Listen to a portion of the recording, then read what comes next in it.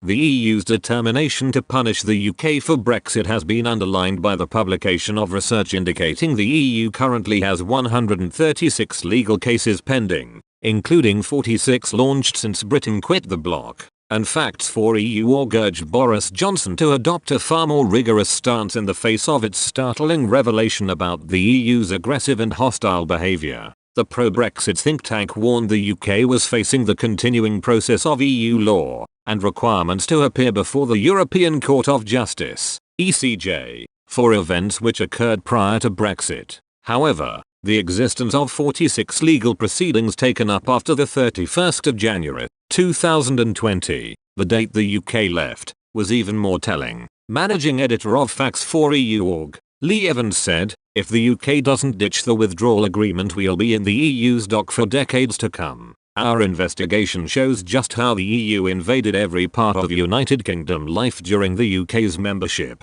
The EU's legal actions demonstrates how far they took over UK's national laws in almost every area of public policy. The EU's legal actions demonstrates how far they took over UK's national laws in almost every area of public policy." Despite Remainer politicians and commentators deriding the claims of pro-Brexit organisations like Facts4EU.org that EU laws were starting to dominate British life, the facts now demonstrate that Brexiteers were right. Facts4EU.org's analysis reveals policy areas covered by the legal actions including budget, communication networks, content and technology, employment, social affairs and equal opportunities, energy, environment, financial services, and health and food safety, maritime affairs and fisheries and taxation, to name just a handful. In total, there are 103 formal notices, 22 reasoned opinions, and 11 referrals to court, legal terms used by the EU to refer to various steps on the way to the ECJ.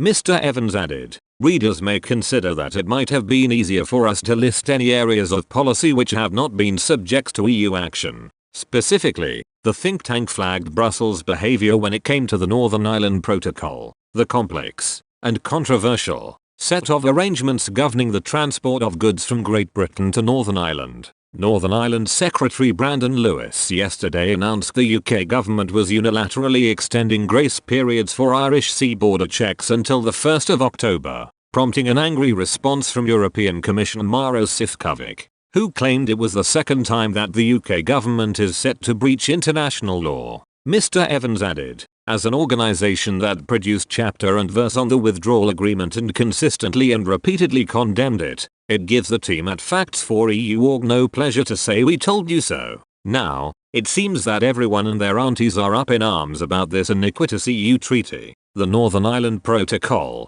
part of the treaty, has helped to push the whole question of the rescinding and voiding of the entire withdrawal treaty into the limelight. Our position remains consistent. We would never have signed the thing in the first place. It was now absolutely clear the NIP was not fit for purpose, was causing serious damage to businesses and to social cohesion and peace in Northern Ireland, and that it broke international law by negating the terms of the Good Friday, Belfast Agreement," said Mr. Evans. He added, "Taken with the recent aggressive and hostile behaviour and actions from the EU which we have shown in our research into the EU's legal processes above, it is certainly right for the British government to adopt a far more rigorous stance in all talks with the EU than has perhaps been the case over the past 5 years." Michelle Ballantyne MSP, Scottish leader of Reform UK, said, "No one should be surprised by the behaviour of the EU. All that matters in Brussels is building and defending the EU superstate and its own peculiar sovereignty.